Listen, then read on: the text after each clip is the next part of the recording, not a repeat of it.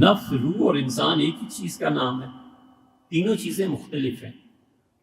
نفس انسانی اندر کی خواہش ہے، اور یہ جو انسان ہے یہ مادہ مرکب ہے مادیت سے اور عالم امر سے، اس پہ بات ہو چکی۔ اور نفس کا ایک ٹھکانہ ہے۔ صوفیہ کہتے ہیں کہ انسان میں جو نفس ہے وہ یہ جو ہڈی ہے نا، دونوں پسلیاں جہاں پہ جڑتی ہیں، اسٹرنم، وہ کہتے ہیں کہ اس کی جڑ میں نفس کا یہ مقام ہے۔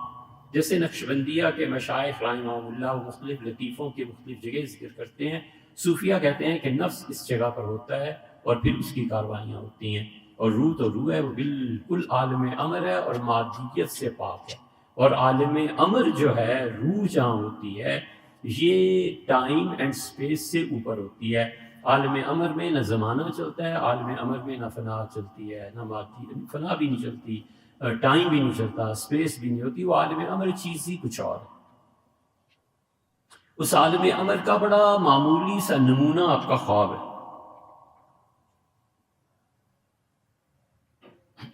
ایسے رسالت مآب صلی اللہ علیہ وسلم کو دیکھتا ہے 1500 سال پہلے کی ایک ہستی علیہ الصلوۃ والسلام، نہ کوئی زمانہ ہے اور نہ کوئی مادیت ہے۔ دادا کو دیکھتا ہے، حتیٰ کہ ان لوگوں کو دیکھتا ہے جن کو اس نے دیکھا بھی نہیں ہوتا، اور بسا اوقات اللہ تعالیٰ کی طرف سے ہدایت دی جاتی ہے کہ فلاں کے پاس چلے جاؤ، اب جانتا بھی نہیں، نام بھی نہیں سنا کہ ہے کون، پھر کہیں سے پتہ چل جاتا ہے کہ اچھا مجھے فلاں جگہ بھیجا گیا ہے۔ تو یہ سب چیزیں عالم امر سے تعلق رکھتی ہیں۔